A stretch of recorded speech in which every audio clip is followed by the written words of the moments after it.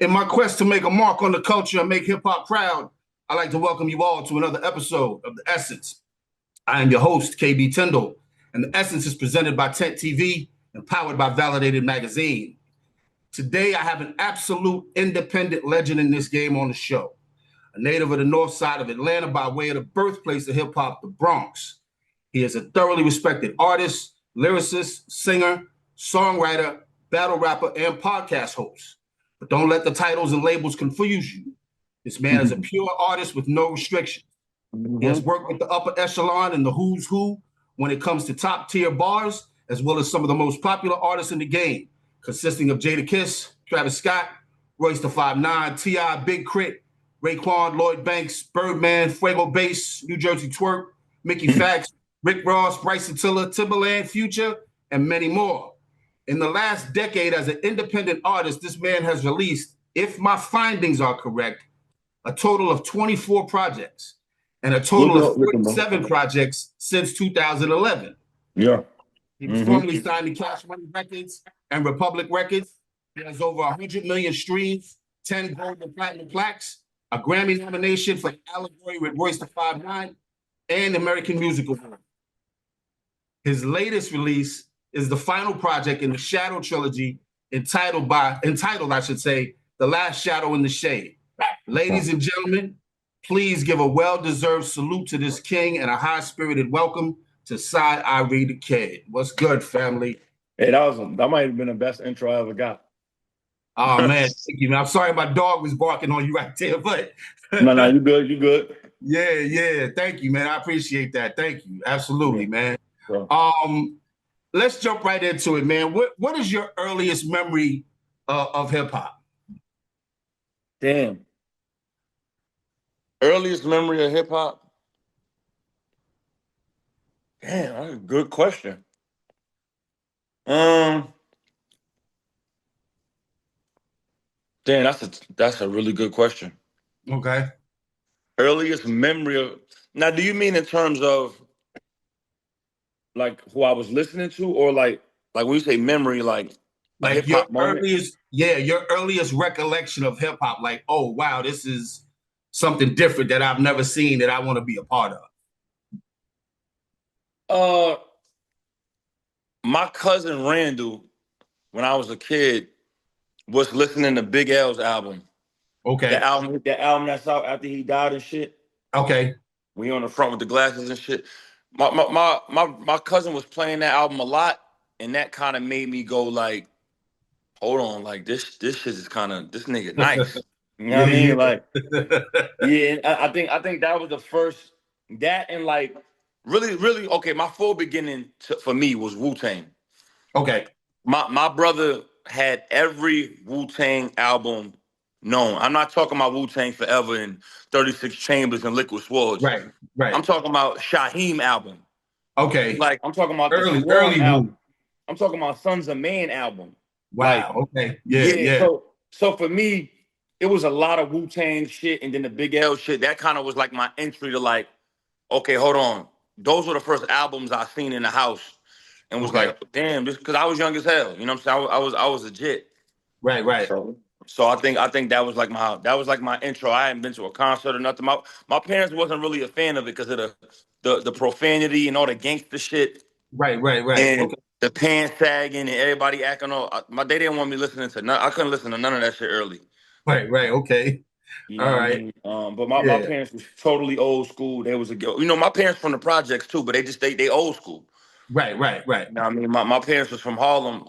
I remember distinctly, I was on a road trip one time, and back then the headphones didn't really like, the music didn't stay in your ear. Like whatever you was playing, if you played it loud, everyone could hear. Yeah, you could hear. Yeah. I was in a car, I had this Tasmanian Devil Walkman, and I had Biggie Life After Death, and I had P Diddy's, I had Puff's No Way Out, and I had that shit on blast. I think it was the Victory song. I never forget this shit. Right. My mom heard that shit and was like, "What is you listening to, dude?" I threw that shit away. Like I could never listen to it again. Like that's how I really walked into like, damn. I think I'm gonna have to go against the grain on my parents on this, man. Cause this shit is fire. You know what I mean? No doubt, absolutely. Yeah. Who was the artist that made you pick up the pen?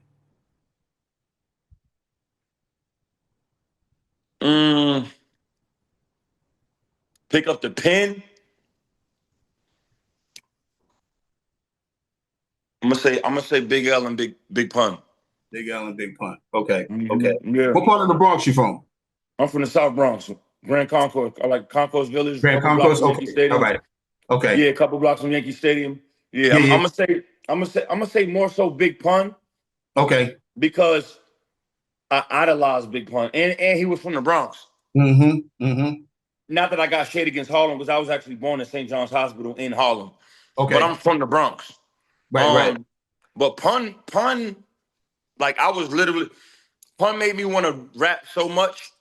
I used to memorize his shit and rap it to my friends as if it was Right. mine, Yeah, yeah, because I yeah. knew that they wasn't listening to it because I was in Atlanta. So I knew Right. that they didn't really know like a lot of Pun like mixtape shit. So Okay. I would walk around and I'd be like, dead in the middle, a little Italy, little did we know that we riddled some middlemen who didn't do diddly. I was doing that Right. shit like they was like, oh, that shit crazy, but they ain't know it was Pun. Right, right, right, right. Definitely, Yeah. definitely. Yeah, yeah. I mean, my startings was in the Bronx too. I grew up in Castle Hill Projects. I was born in Lincoln Hospital, and then Okay. moved out to Hollis, Queens, where like it Okay. really took Word. off for me. Word. So let's get into this Shadow trilogy, man. Why did you choose to first of all, what's the meaning behind the Shadow trilogy?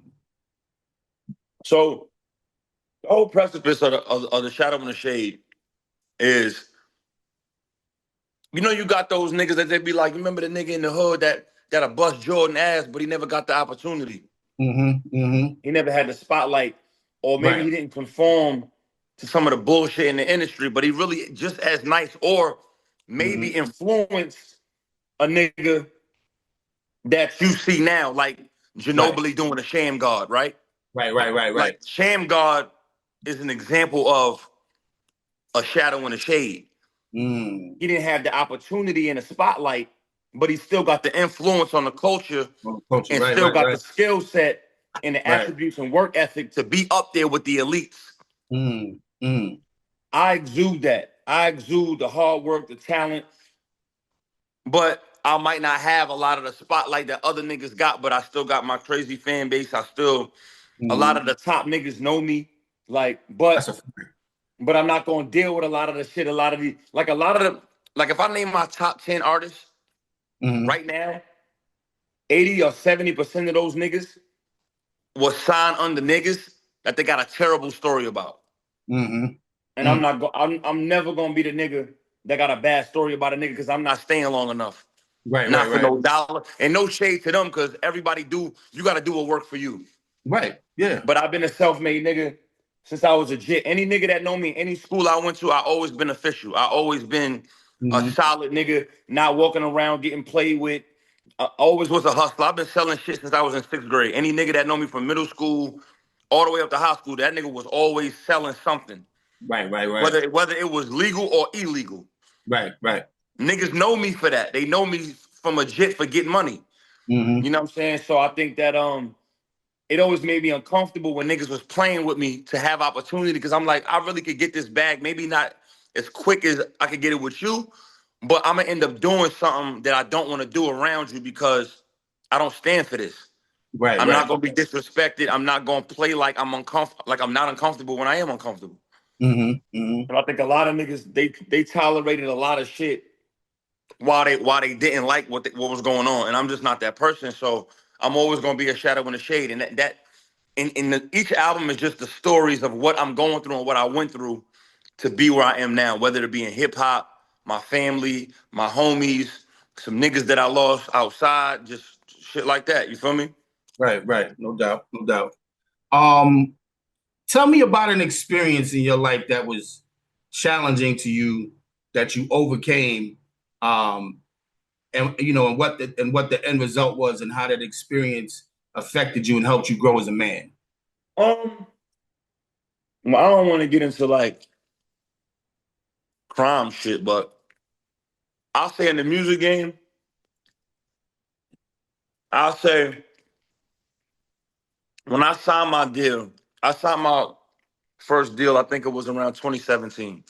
Mm-hmm. My first major deal that was with Cash Money Universal. Yep.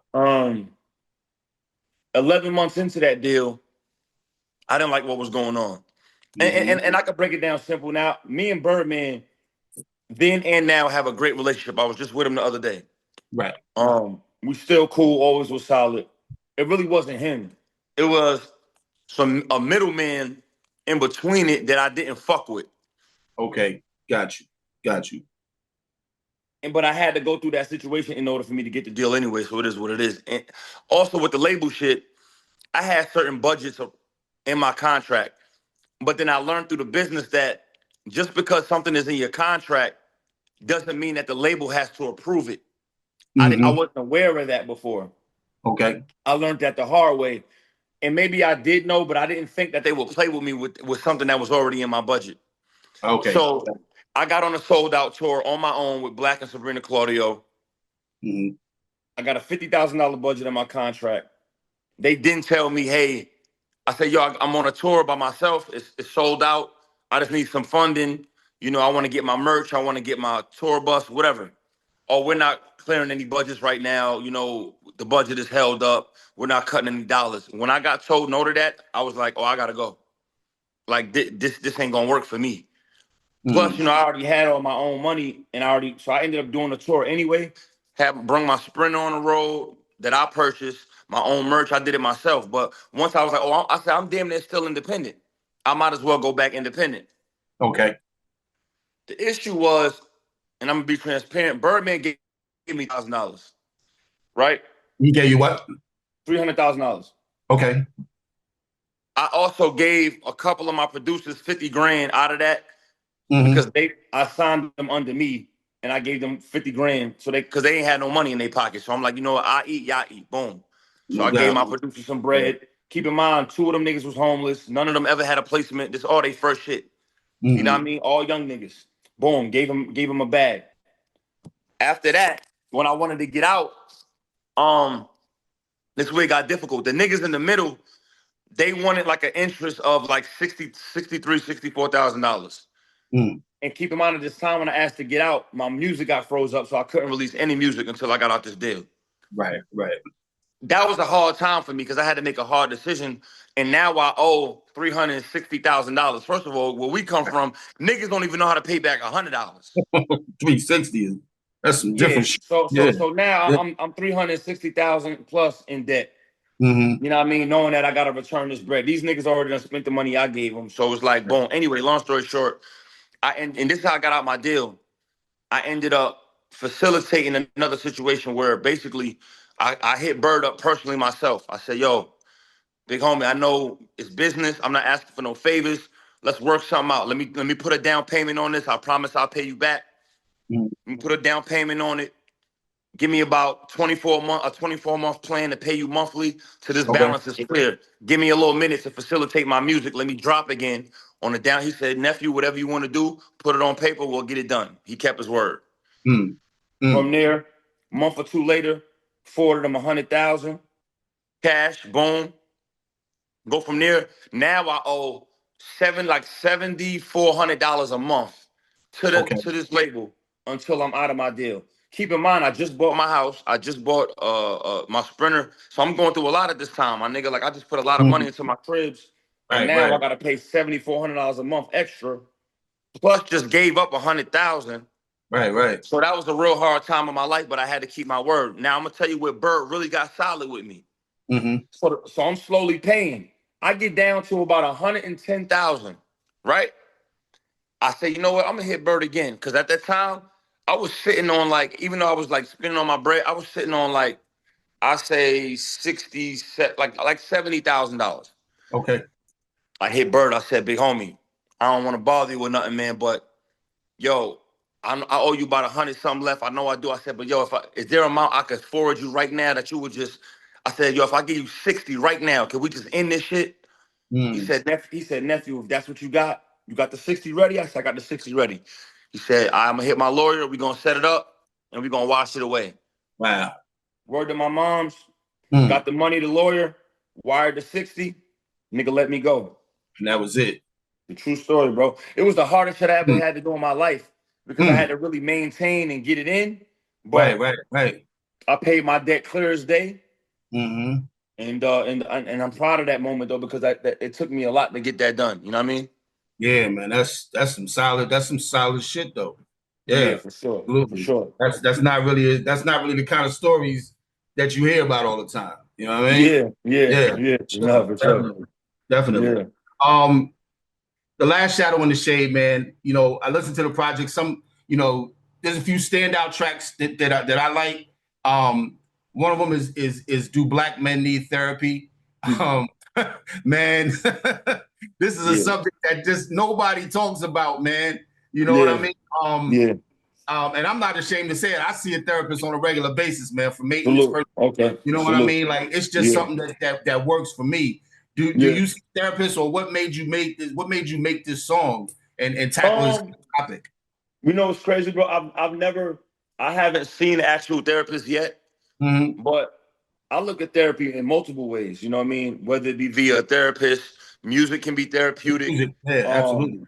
a big homie, a OG, your Mm-hmm. pops, your moms, your grandmother, your grandfather, a Mm-hmm. solid uncle that been through some real shit. These are all therapists. I think therapy for black men. I don't want to say niggas. I just sat down with Dr. Umar, so I'm gonna say black men. I saw that. Um, yeah. Yeah. Therapy to me for strong black men is Mm-hmm. just having the strength to open up to someone or something. That's the Mm-hmm. first. That's the first of it.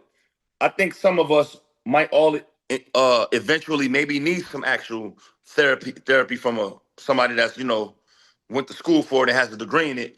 But I Mm-hmm. think I think we all as men just struggle to ask for help, struggle to admit that we might need some help, struggle to admit that we are going through some shit, even though we want to be strong and push through it. I just think that it's gonna take some of the strong niggas that niggas respect. Like niggas, like where I'm from, a lot of niggas look up to me. So I always be like, you know what? If I could say it, then now the weak niggas could come over. I could make them stronger. Now the Mm-hmm. strong niggas like, hold up, stop saying that. I could walk with him. Right, You right, know, right. it's different. See, like I made this point. Niggas make all these comments about like you'll see certain niggas going on people and go, oh, gangster music is bad, or they'll be like, rappers don't need to be talking about drugs, bro. Mm-hmm. No one's gonna listen until it come from a nigga that's doing it or done it. Mm-hmm. Like, don't nobody want to hear from no nigga. No offense, like it's going. This Yeah. sound bad, but Dr. nobody gonna Umar just listen said to it. something like that on Yeah, your show. Yeah. yeah. Like nobody gonna listen to a Yeah. nigga that just look Ain't done like, yeah, he just look like a good Christian, wholesome kid every day. it. And Yeah. unfortunately, Yeah. these are not the niggas that could get through to these kids now. Right. If a future come out and say, you know what, I'm not drinking lean no more. I'm Mm-hmm. not Mm-hmm. popping perks no more. I'm not Mm-hmm. doing no more drugs. Everybody clean up y'all system. Yep. He's not going to save the world, but it's going to shift the culture and shift the word a little bit. Exactly. Yep. It got Yep. to come from the core.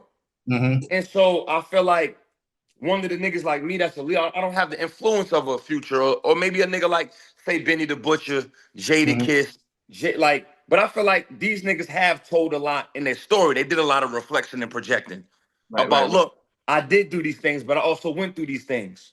Mm-hmm. And I like that they have told that story and have evolved. So, you know what I mean? I like that. I like that side of it. You know what I mean? Yeah, absolutely. Absolutely. Um, on the unknown, you talked about talking to God when you complacent. What Hmm. is your faith like, man? Is your faith based in religion, or is it based in spirituality? And how much do you rely on it? I mean, in my opinion, bro, I think a little bit of everything, bro. Like, Okay. I was born a Christian, went to church with my family a lot, and I'm also a realist as well. So it's like, yeah, I believe in God. I pray. I bless my food. I may not Mm. go to church every day like everybody else, but Right, right. I got a lot of faith in God. I know a gift from something and somewhere Mm. it was given to me, but yeah, bro, like I still believe, there's such a thin line between it, man. Like you see, like I'm gonna tell you what side of the Christian stuff that I'm not with. Like you see women walking around like, oh, God gonna give me my husband. Like I don't believe in shit like Mm. that. Yeah, You know, okay. like oh, like all that. Like no, I believe God gives us gifts and opportunity, and Hmm. you as a man or woman has to wake up and earn that Right. and maintain that and use it for good. And if not, it will be taken from you or you will never reach it. That's what I believe.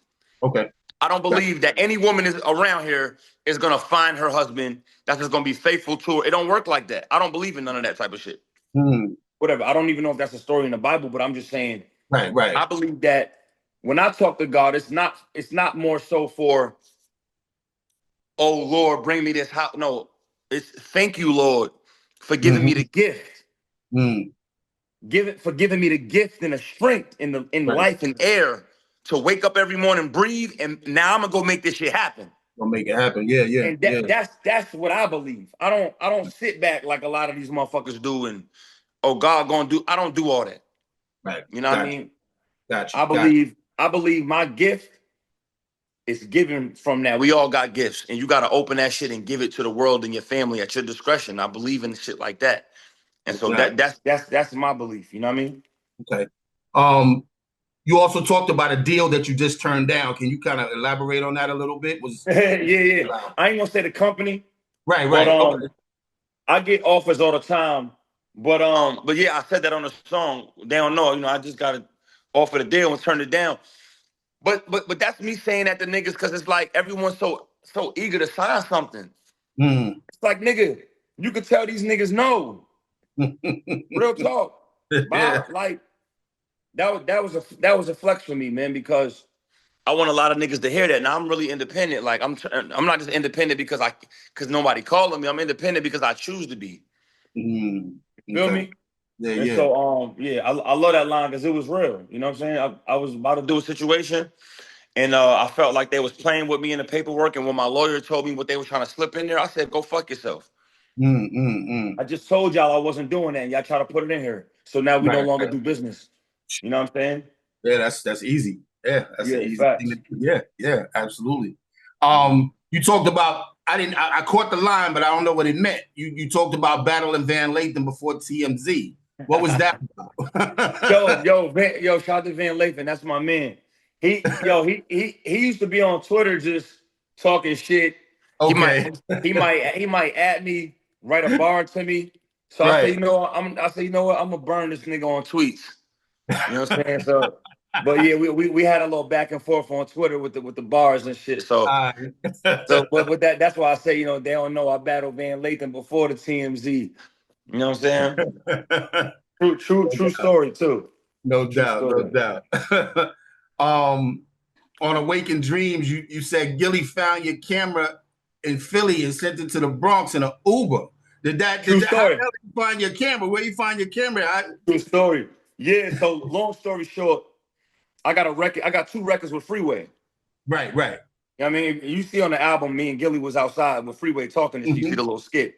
Yep, I heard that. So I'm out there in Philly. You know me, I don't check in with whoever, but I check in with niggas that have spoken to me before. Right, okay. So I hit Gilly and Wallow while I was going to Philly, like, yo, I'm shooting a video out here, man. Any way I could tap in? Wallow was out of town. Gilly ended up saying, yo, bet Neff, I'll pull up. He did. He pulled up in Philly, bought everybody Philly cheesesteaks and shit. You know what I mean? So we went up the block. He was all in the video. Anyway, around that time, him and Wallow had just left Philly and moved to Jersey. Okay. To build where they building is at, where they got their podcast. Right. He's like, yo, Neff, if y'all want, y'all come by the studio, come check it out. So as we went, me, my cameraman, my other peoples, we brung it over there. We was talking to Gilly so long and they were smoking and getting high. My man left the camera bag at the house. So when we left to go to the Bronx and Gilly is still out there. So keep in mind, we just realized we left the camera. So it was like 1 a.m. Wow. I'm like, damn, now I gotta tell this rich ass nigga I need to, I don't even know where it is. I'm like, maybe he could just check. Right. I call Gilly, he wake up. Well, what's up, nephew? Sleep. Pick up the phone. I said, man, listen. I think we left our shit in your spot. I don't know if it's there. I don't want to wake you up, but you know what I mean. If we gotta come back and grab it, but whenever you're going back up there, I'll throw it in an Uber. I paid $170 for the Uber. Whatever we gotta do. Hold on, Neff. I'll get up and check it for you right now. Nigga got out of his bed, went back to the office, found it, waited for the lady to come outside for the Uber, and then left. That's a true story. Mm. And that's why I said ever since Gilly found my camera in Philly and Mm-hmm. sent it in the Uber to the Bronx, you know what I'm Yeah. saying? Yeah. Bro, all Some true stories story, like my this, nigga. man. This is real shit. I like shit like this, man. Yeah, For real. all true story. I bullshit you not. Yeah. Yeah. On Institutionalized, you had the famous Boosie clip, on the intro, most rappers die in their own city. You talked about a lot of things that happen in the hood on a daily basis. Yeah. Youngins outside getting high up to no good. Yeah. How do you try to give back to some of these youngins, man, and so that they can hear the message before it's too late, outside of the music? Um, bro, honestly, good question. I try to do my part, like, and I say this to all people, whether you got kids or not, I think it's a must that every adult involves themselves in some kids' lives. We all got a part to play. Okay. Like, even if it's small scale, like, bro, first of all, I got a son, my son 13. Okay. All of his friends, my son on basketball team, so all his friends, they call me uncle. Yo, unc, I have a Mm-hmm. responsibility, bro. You Yeah. feel Yeah. me? There's been times when they parents going through shit. A lot of them niggas don't even got their father in their life. There's Mm-hmm. been times when Neff might hit me. Yo, unc, you got any way I can make money? That's my job to make sure he make that money. Because Right. if I say no, he already got told no in his family. Mm-hmm. So now if I don't figure that out, it's not my job, but it is. If Mm-hmm. if if I tell him no, I can't look at him wrong when he go outside and rob a store or Right. he sells something that because now he's trying to figure it out or he goes steal something because he Yeah. tried to ask for help. Ask you first. Yeah. Yeah. So Yeah. I said, nephew, you know what? Come over here. I got some laundry. Come over here, clean up at the house real quick. Fold all Mm-hmm. these clothes. I give you how much you need. All right, boom. I give you enough to make this amount. Okay. That Right. that's small. That's the small scale. It's a lot of niggas not even doing that. Yeah. Yeah. Yeah. Bro, I done coached rec ball Mm-hmm. multiple times with kids. I had a team full of mixed race kids. I had an Mm-hmm. all black team that my son was playing on. Like, this is me affecting children, bro. Yeah. You know what I mean? Like, multiple, like, this nigga's doing much more than that, but this nigga's not doing none of that. Right. Right. And Right. I think as men, we got to find a way to touch bases, even if it's in the even in my neighborhood. Like, I'm saying what's up to all the little niggas. They look up to me. They see me pull off in a nice car. It's my job to talk to them. Tell, hey, man, you can get this shit one day, man. What you working on? What you selling? Mm-hmm. Some of these little niggas got something for sale. Believe in something. You see a little nigga out there hooping. Like, I might see a young boy hooping. He playing with a ball from fucking Six Flags, a cheap ass ball. Right. Right. Right. Neff. I noticed. I go to Target real quick. Yo, use this rock. Mm. How hard is that? Yeah. Yeah. $30, $40. You see a nigga out there playing with a baseball. He got a cheap ass bat. Get him a real. Yo, you like baseball? You gonna take it serious? All right, hold on. I'll be right back. Come back. Bring him a real joint. Nice. What's Nice. wrong with that? Yeah. Yeah. I think Yeah. it start from shit like that. You know what I mean? Like the other day, and I'm gonna shorten this story. I had a chick, a little girl, come up to me, and I seen her mom sent her. Like, like the parents that be having their kids selling shit in public, but the Mm-hmm. parents be in the cut.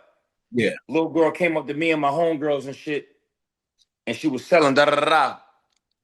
And she was, and I asked her, I said, how much is this? She had the price. I said, well, what if I want four? I don't know. I'll be right back. I said, nah, hold on. I said, you got to know your prices. I'm giving her the game. So Mm-hmm.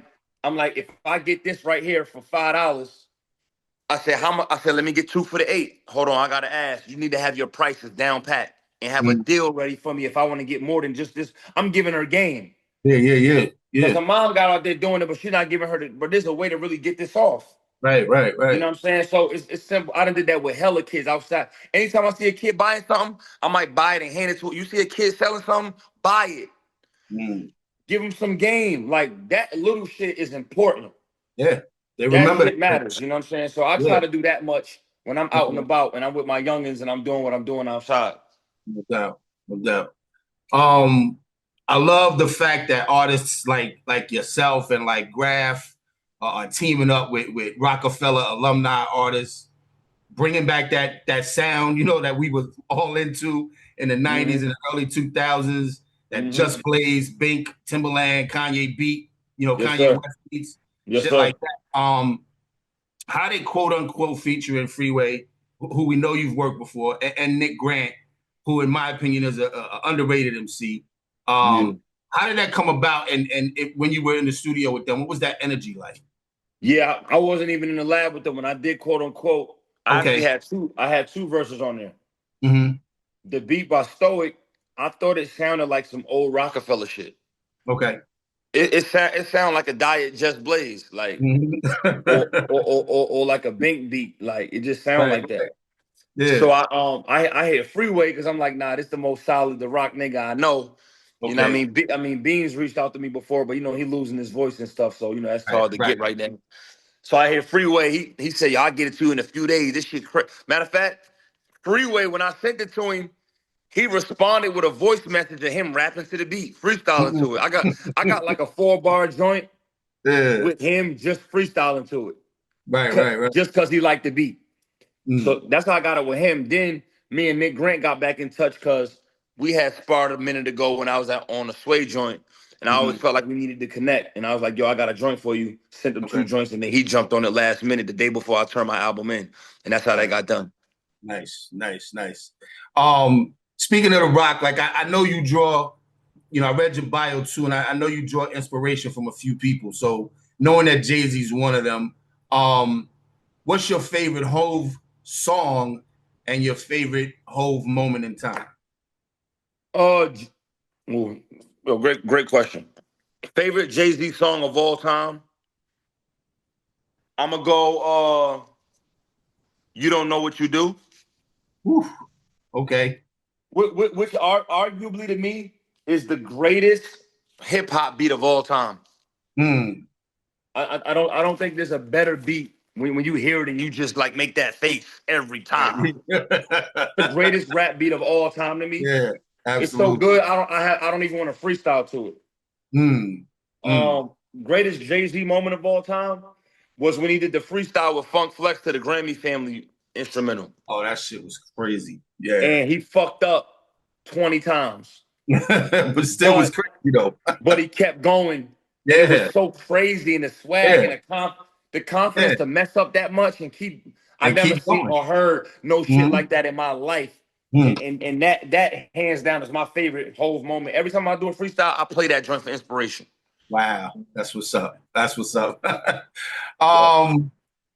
Rebellion, man. That's like I call that like an open bar cookout. You know what I mean? You know what Yeah, I'm saying? we burning on Me that. and Cyhi. Cyhi is another one that I don't think gets enough credit, as a top tier lyricist and songwriter. Yeah, What is the energy? What is the respect level like when you are on a track with dudes like I know you're a pure MC and there's no love lost, but we get on the track, I'm trying to do what I do. You know what I mean? And yeah, if I yeah, body yeah, you, I body you. It is what it yeah, is. yeah. Love lost with that. But what's the respect level like when you work with guys like that? Um, it's hot, bro. I think niggas know what time it is. I mean, I'm gonna say Saha had the advantage on that because when I created the record, I created it for me. You know what I mean? Okay. Then when I heard it, I'm like, I don't even want to do a second verse. I'm like, this sounds like some shit I would do with Benny. You know what I mean? Mm, Benny was recording like literally like 5 minutes away from my studio. So I'm like, you know what, fuck it. I'm about to just see what's going on. Hit my nigga Harlem. They was in there working and Benny already fuck with me. So I'm like, let's see if he got time to knock this joint out. I okay. got Benny on there. Once I got Benny on there, I really actually sent it to Fab. Okay. I sent it to Fab first. That same night, I sent it to Saha. Mm-hmm. And so I was like, yo, Saha, you and Benny ever did nothing? He was like, nah. I said, oh no, this gotta happen. Mm, Like mm. this gotta happen. We gotta get this done. You know what I'm saying? Like I gotta pair you niggas on some shit. And so that's how the record came. I think that as MCs though, like Saha, like they're confident. Like him and Benny, they think they the best. And that's Yeah. the same way I feel. So it's like everybody knows that when you hear it, you're like, okay, I can't slouch. Start Yeah. coming with that shit, nigga. Like, Yeah. you know what I'm saying? Yeah. Like, stop, Absolutely. like I, It's one of them I joints come that in. make you want to listen to the next person that Yeah, steps. yeah. It's like, yeah, Benny on Yeah. there talking that, like we on there talking that struggle shit. So Yeah. Saha knew he couldn't play. You Right. know what I'm Right. saying? Like Benny coming, you know what I'm saying? I do this for the moms on Wiccan stamps. I do this for the moms unstable on Wiccan stamps. Like I'm coming in, I walk safe Mm, when when approaching the court case. Good lawyer yeah. money had you at home on them court dates, but y'all, you know what I'm saying? But you still in good hands, like the slogan from Allstate.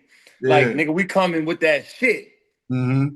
You know what I'm saying? So I think that when niggas hear that, and it's different with me and Benny. I'm gonna point this out. Niggas can't play with niggas like me and Benny on songs because a lot of niggas is nice. Very rare do you hear niggas that's nice and that's gonna punch you, but also bring out the struggle shit. See, so when you're on a track with niggas that bring out that pain, you gotta be careful. It's easy to go in there and talk all that lyrical, pinnacle shit. But when you I'll let niggas play with that shit all they want. But if you listen to Cyhi verse, he really on there telling a story. Like he knows. He know, all right, I gotta be lyrical, but I also gotta talk that shit. That's why he bringing up like I'm in a section when BMF was right next to me, upstate. He knew, like, okay, let me give him some of this. Let me give him some of that shit. You know what I mean? And I like to bring that out of people. Like niggas know, don't come on the track with me talking about some shit that you never really did. Right. You know what I mean? I wrote my verse fresh out of having a court date. That's why that's my first line. You know what I mean? Because and to my actual point, which is what Dr. Umar said, we must reflect and project. Me, I'm not bragging about having a court date because I did something illegal. I'm reminding niggas, hey, I was doing this. I caught a case, but I had lawyer money to make sure that I don't gotta do time. I ain't using no public defender. Young nigga, are you listening? If you gonna do this type of shit, make sure you got lawyer money. Don't have your moms hitting your homies up for a GoFundMe.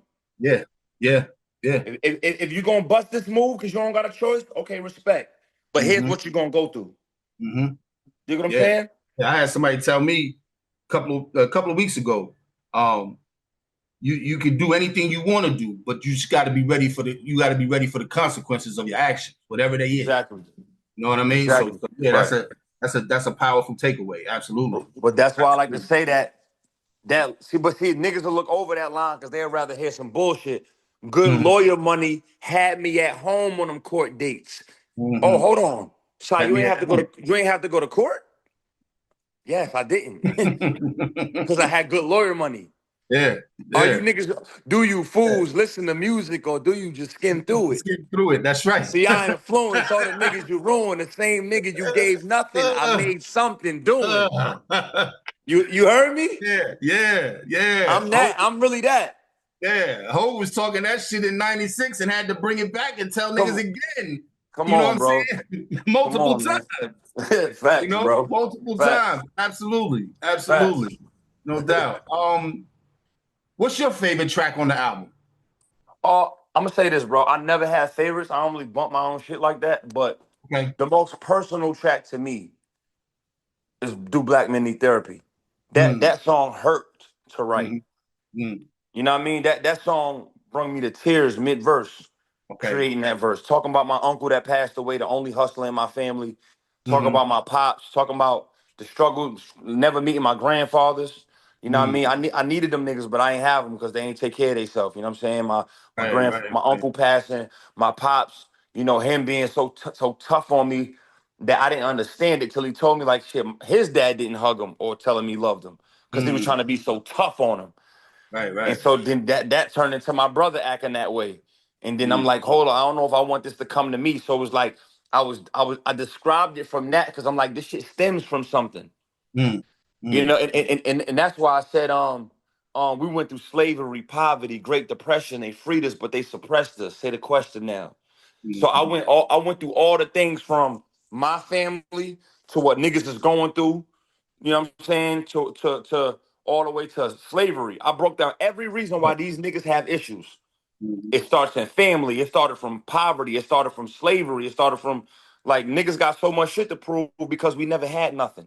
We never had opportunity. Yeah, so I'll bring up all that shit. You know what I mean? And so that to me, I'm not gonna say my favorite, but I'm gonna say it damn near is because it's so personal to me, dog. You know what I mean? Yeah, no doubt. Yeah, word up. Who, if you had to pick one person, if you could only pick one person, one MC or one producer that makes you actually elevate your pen game when you're in the studio with them, who would it be? My dream collab to this day, and I gotta make it happen. I don't care if I pay for it. And a lot of niggas probably won't even pick this. I want the beat by Alchemist and I want the feature by Common. Ooh. And I want us to do one record for the streets and one record for the Black Queens. Okay. And I might retire the next day. You're gonna speak that one into existence right there. Oh no, I'm making that shit happen. Yeah. I'm gonna get a joint. I done told multiple niggas like, yo, I need a joint with Common, yo. Word up. That's what's up. I need that. Mm. I need that.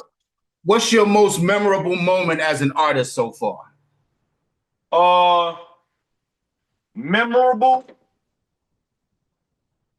for me.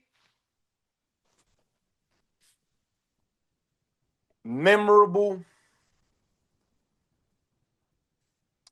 Probably sitting down and doing that video shoot with Jadakiss. Okay. It's one of my favorite rappers of all time. Grew up studying him. Him sitting down, looking me in my face, telling me, yo, you one of us. Like, nigga, you cut from my cloth, nigga. Like, we fucking with you. Let me know what you need. Yeah. Having him sit in my Sprinter and tell me that to my face, and then seeing him go up there and say, yo, nigga, when you hit the stage, memorize your lyrics, don't have the lyrics on there.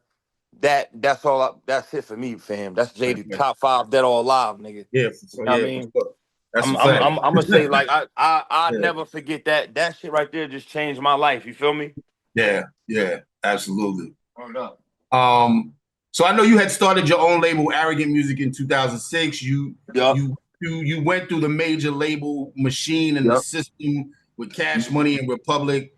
At this point in your life, I know you're independent.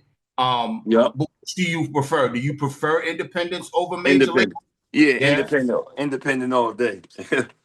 So you rather be in the muck and do it all on your own instead of relying on somebody else to do it. Yeah, between me and you, bro, no matter what deal I get offered, I would never sign another record deal again, ever. Okay. I don't care never. I would never be in any situation where someone else could tell me yes or no. And control your art. Yeah.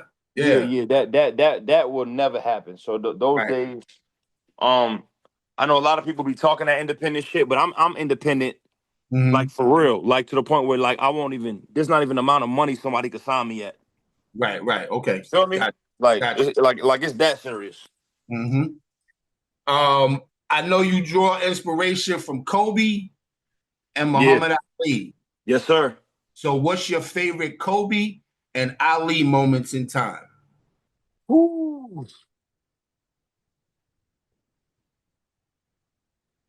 Damn. Ali moment. Man, this thing got a lot. I just think Ali was just to me, Ali is the definition of that nigga was gangster. For real. But for me, when Ali told them people when they tried to send him out to the army, and he told them niggas, no, go fuck yourself. I'm not fighting for this country. Like, that was the most gangster shit ever.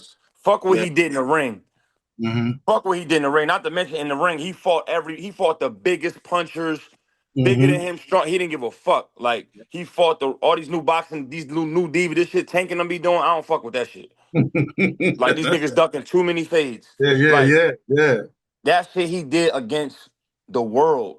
And the way he was just outside with the people. Like, that shit right there, that's it. Ali against the United States of America with no problem. Yeah, my nigga, like, and just knew it, my nigga, like. Yeah, I love Ali. What was your other question? You said Kobe. Your favorite Kobe Bryant moment in time. Oh no, bro, Kobe. I mean, we all know about the job's not finished line. You know what I'm saying? But for me, there was a game that Kobe was playing the Knicks. He was dead tired. It was like between a timeout. He sat down, and this white comedian Chris Rock was like talking to him like 2 seats away. All in his ear, like telling jokes and shit. I think I remember that shit. And Kobe was just looking straight. Bro, you know how important it is to focus, my nigga? Yeah. When you got all these distractions and all these motherfuckers saying this. Bro, that nigga's the epitome of, bro, lock the fuck in. Yeah. Like, that shit reminded me, bro, lock your ass in, bro. Like, I don't give a fuck who talking to me, who got to lock your ass in.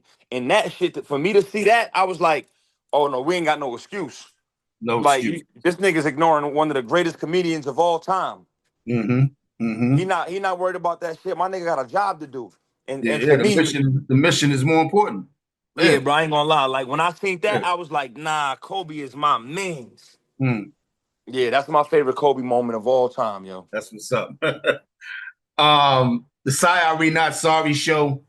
Hmm. Um, I've watched a few episodes. What are you hoping to bring to the table that's different and fresh that's gonna make people really tune in and really catch on to what it is that you're trying to do without even being a fan of you as an artist? Um, I just think like I'm gonna say this: the consistency of what I'm doing with my show Mm-hmm.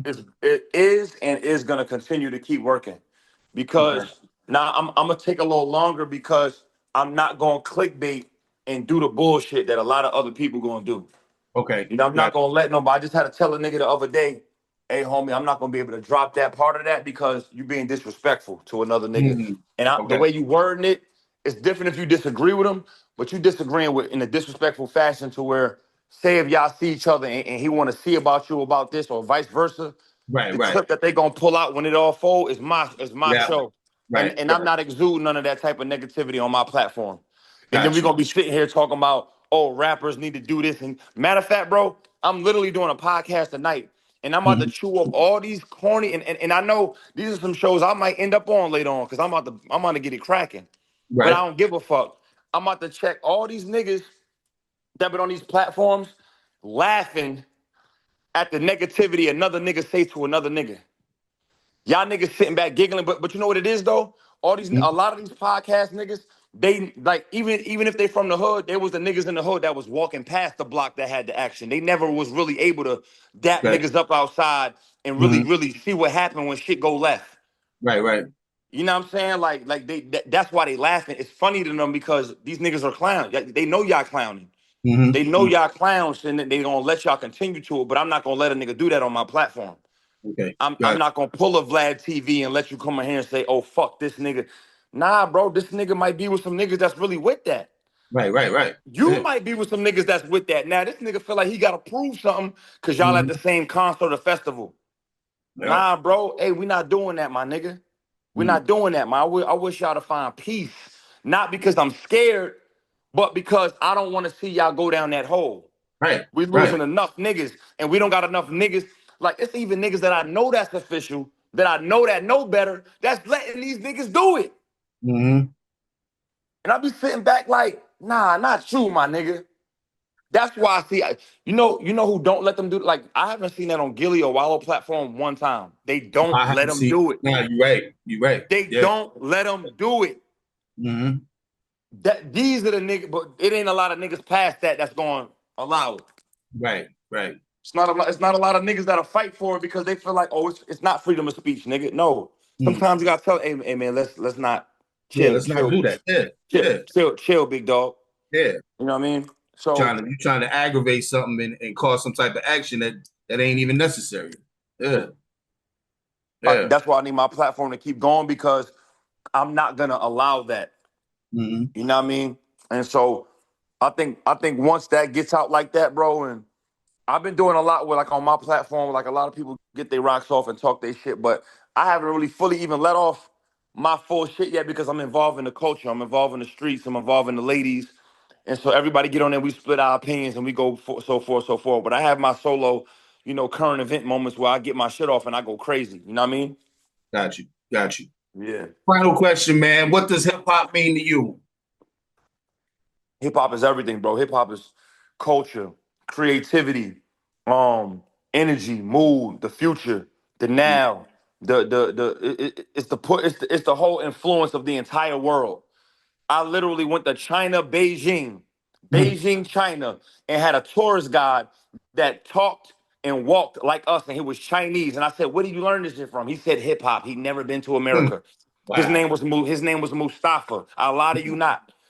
I said, "Bro, how did you learn to speak English?" He said, "Hip hop." Wow. And if that don't tell you enough about how much this shit is an influence, and you Mm-hmm. niggas just think that it's just freedom of speech, it's not.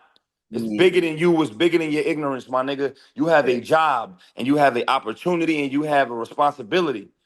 and we all got to take advantage. And it don't mean you got to be a Christian rapper. Right, right. It's your job to reflect and project where we need to be moving as a culture from your good decisions and your bad decisions. And if you're not doing that, you against hip hop. You know what I mean? Got you. Cyhi, man, thank you so much, brother. It's been a pleasure. Yes, You know, sir. one of the realest interviews I've had, man, in a while. Salute, Definitely. bro. I Salute. appreciate you, bro. And Absolutely. where you based out of, big dog? I'm in California now. Are you in Cali? Yo, if you Yeah, ever I mean, touch Atlanta, I'm in Southern California. if you ever touch the A, bro, tap in with me. Hit me. For sure. Absolutely, man. When All this right. comes, I will let you know. I'll tag you on the video clips and all that good shit. And then when the magazine drops with the cover and everything, I'll definitely hit you up with that shit too. Got you, bro. Salute, brother. I no doubt. Salute.